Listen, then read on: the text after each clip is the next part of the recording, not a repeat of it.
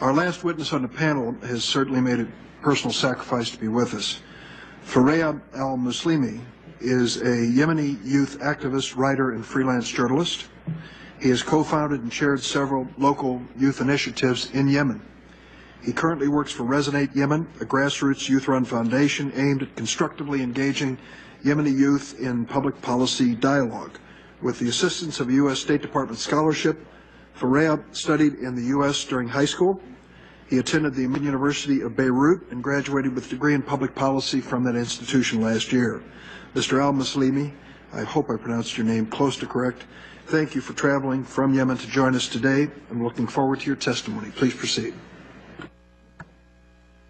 Thank you, Chairman Durbin and Ranking Member Cruz, for inviting me here today. My name, as you mentioned, is Fárع al-Muslimi, and I am from Wosab, a remote village mountain in Yemen.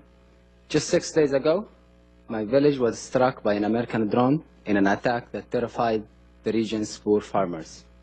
Wosab is my village, but America has helped me grow up and become what I am today. I come from a family that lives off the fruit, vegetables, and livestock we raise in our farms. My father's income rarely exceeded $200. He learned to read late in his life, and my mother never did.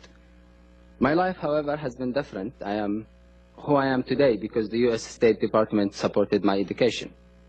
I spent a year living with an American family and attended an American high school. That was one of the best years of my life. I learned about American culture, managed the school basketball team, and participated in a trick or treat in Halloween. But the most exceptional experience was coming to know someone who ended up being like a father to me. He was a member of the U.S. Air Force. Most of my year was spent with him and his family. He came to the mosque with me, and I went to church with him, and he became my best friend in America. I went to the U.S. as an ambassador for Yemen, and I came back to Yemen as an ambassador of the U.S.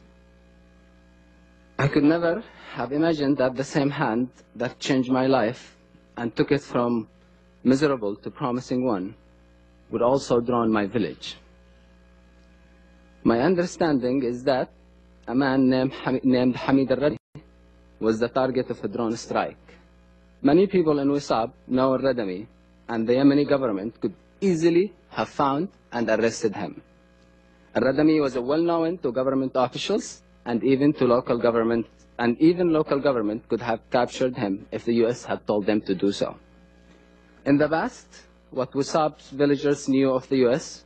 was based on my stories about my wonderful experiences here.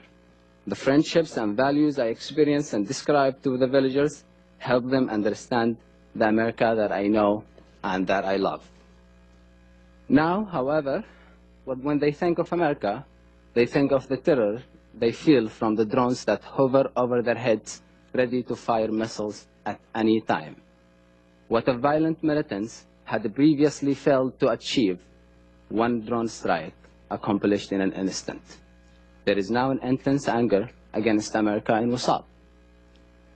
This is not an isolated instance. The drone strikes are the face of America to many Yemenis. I have spoken to many victims of U.S. drone strikes, like a mother in Ja'ar who had to identify her innocent 18-year-old son's body through a video in a stranger's cell phone. Or the father in Shaqra who held his 4- and 6-year-old children as they died in his arms. Recently in Aden, I spoke with one of the tribal leaders present in 2009 at the place where the U.S. cruise missiles targeted the village of Al-Ma'jala in Lawdar, Abyan.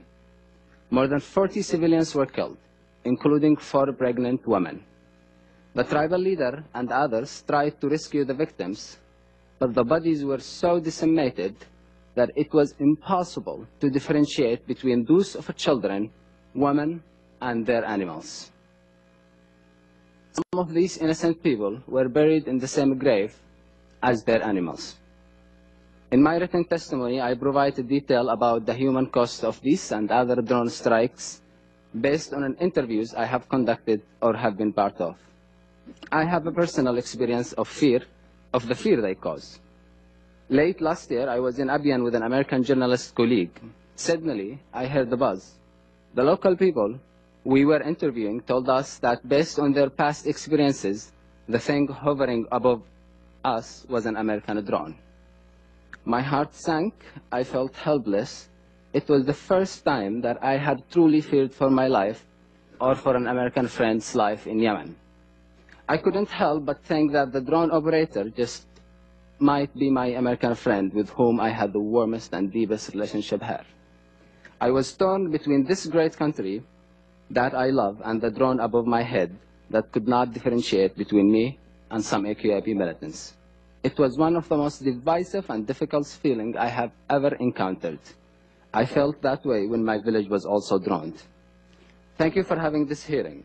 I believe in America, and I deeply believe that when Americans truly know about how much pain and suffering the U.S. airstrikes have caused, and how much they are harming efforts to win hearts, minds, and grounds in Yemen, and hearts and minds of the Yemeni people, they will reject this devastating targeted killing program. Thank you. Thank you, sir. Please.